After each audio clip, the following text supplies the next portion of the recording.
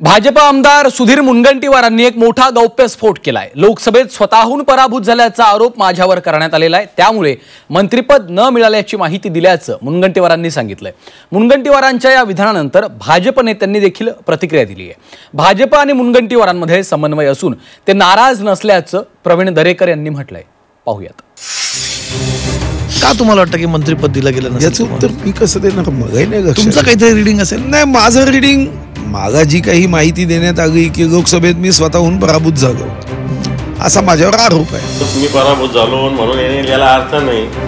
मला असं वाटतं जैसी करणी वैसी भरणी। भाजप आमदार सुधीर मुनगंटीवारांनी झी24 तासच्या टू द पॉइंट या कार्यक्रमात मोठा गौप्यस्फोट केला। महायुतीत मंत्रिपद न मिळाल्यामुळे मुनगंटीवार नाराज असल्याची चर्चा होती, मात्र मंत्रिपदापासून का डावलण्यात आलं यावर मुनगंटीवारांनी एक मोठं विधान केलं। लोकसभेत स्वतःहून पराभूत झाल्याचा माझ्यावर आरोप करण्यात आला आणि त्यामुळे मंत्रिपद न मिळाल्याचा धक्कादायक खुलासा मुनगंटीवारांनी केलाय। भाऊ, एवढी सगळे कामं केले, एवढे सगळे निर्णय घेतले, मग का तुम्हाला वाटतं की मंत्रिपद दिलं गेलं नसेल? याचं उत्तर मी कसं देणार? मगाही नाही, तुमचं काहीतरी रीडिंग असेल। नाही, माझं रीडिंग मागा जी काही माहिती देण्यात आली की लोकसभेत मी स्वतःहून पराभूत झालो असा माझ्यावर आरोप आहे। ठीक आहे, पण असं आहे का काही? कारण मला लोकसभेत स्वतःहून पराभूत कोणी होईल का? मग लोकसभा लढवायची नव्हती हे मी जाहीरपणे सांगितलं। एक्झॅक्टली, मी त्याच्याकडे पराभूत व्हायचं एकच होईल। सुधीर भाऊ आमचे एक मोठे नेते आहेत, त्याचे कारणीमीमांसा जाहीरपणे करण्याची आवश्यकता नाही आहे।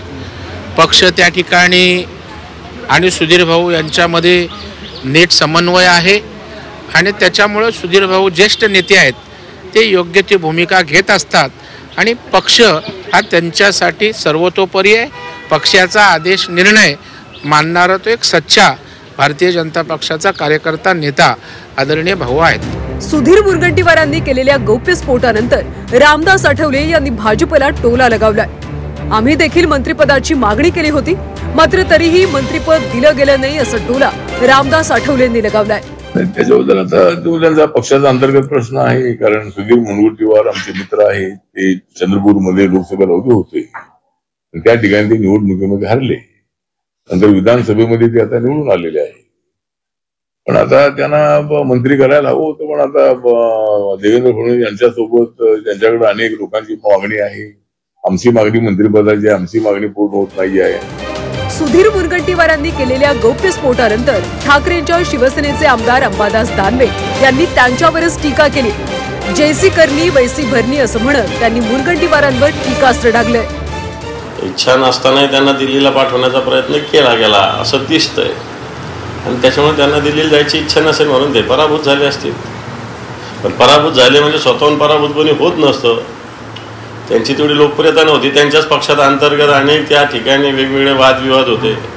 मागच्या वेळेस त्यांनी हंसराज अहिर यांना पाडला असा आरोप होता, आता हंसराज अहिर त्यांना पाडला असा आरोप आहे। म्हणून उगाच मी पराभूत झालो म्हणून याला अर्थ नाही।